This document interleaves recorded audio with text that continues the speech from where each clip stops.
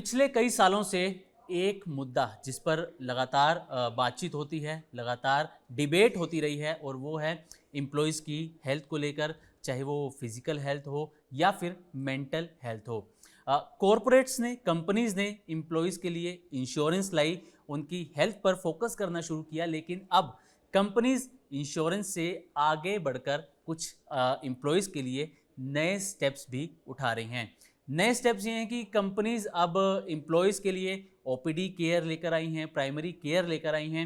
Insurance में employees को 24 hours तक जब वो हॉस्पिटल में एडमिट रहते हैं तो उसी के बाद क्लेम कर पाते हैं। लेकिन ओपीडी केयर में एम्प्लॉयज़ को ओपीडी की फैसिलिटी मिलती है, डे केयर फैसिलिटी मिलती है।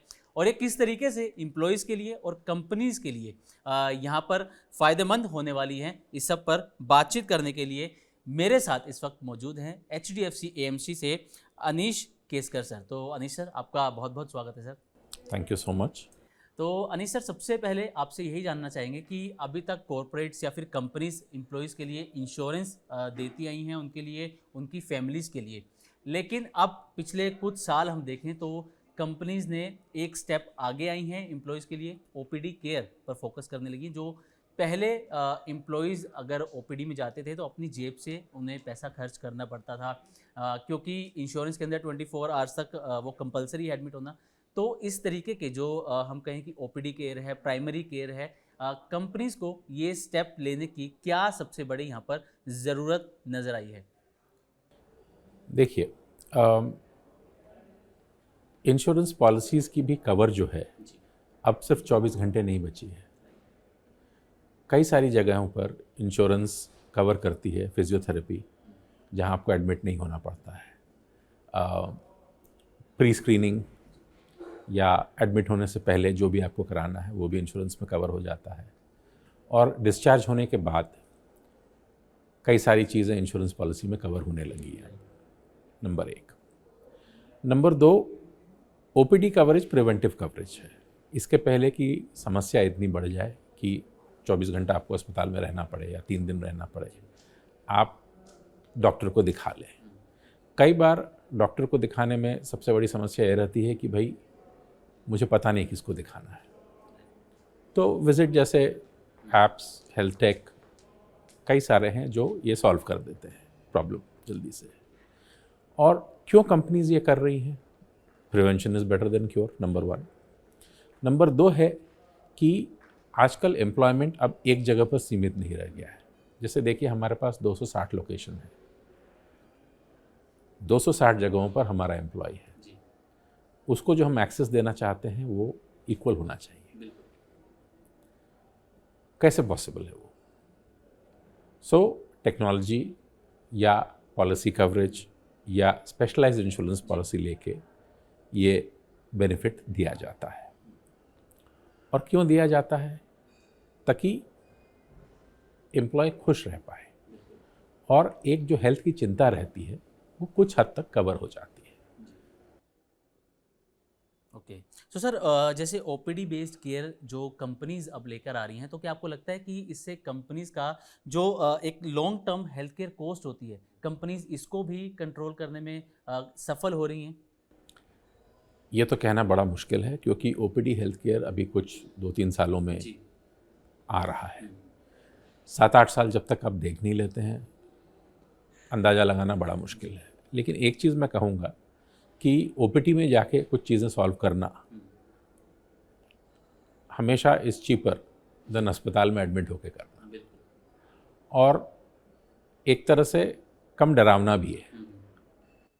बिल्कुल। सो सर, ओपीडी केयर से जो आपको लगता है कि एम्प्लॉयज़ के जो हेल्थ इश्यूज़ हैं वो अर्ली स्टेज पर ही डिटेक्ट कर सकते हैं, इससे एक बड़ा फ़ायदा मिल सकता है?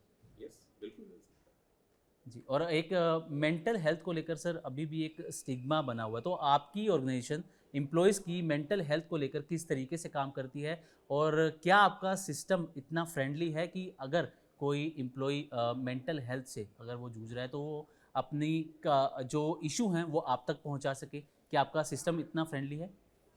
हमारा सिस्टम फ्रेंडली है, हम ऐप इस्तेमाल करते हैं। कोई भी एम्प्लॉय अगर मेंटल हेल्थ पर कॉल करना चाहता है, और लोग करते हैं, वो कॉन्फिडेंशियली बात कर सकते हैं।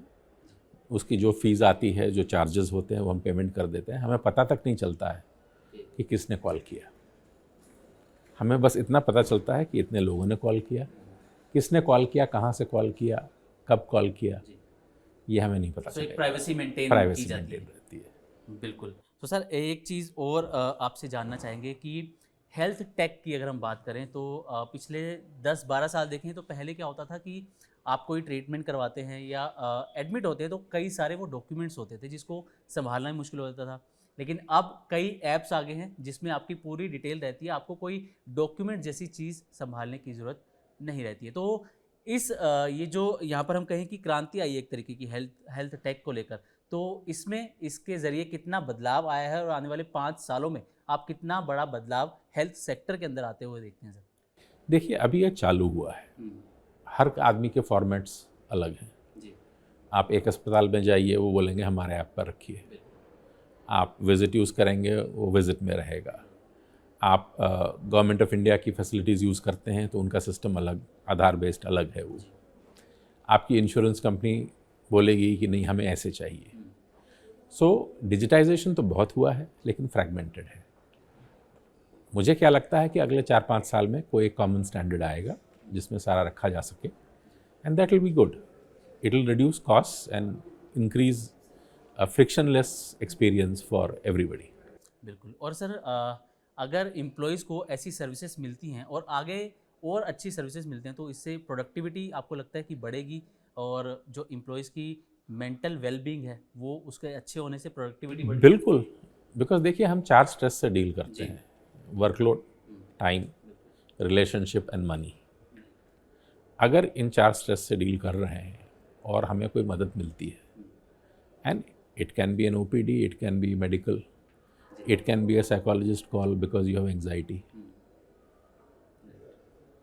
एज लॉन्ग गवर्नेंस है, कॉन्फिडेंशियलिटी मेंटेन होती है एंड हेल्प अवेलेबल है, क्यों नहीं। चलिए, thank you so much Anish sir अपना प्रीशियस टाइम देने के लिए और एम्प्लॉयज़ से जुड़े इन तमाम मुद्दों पर डिटेल में बातचीत करने के लिए। बहुत बहुत शुक्रिया sir. Thank you so much, शुक्रिया।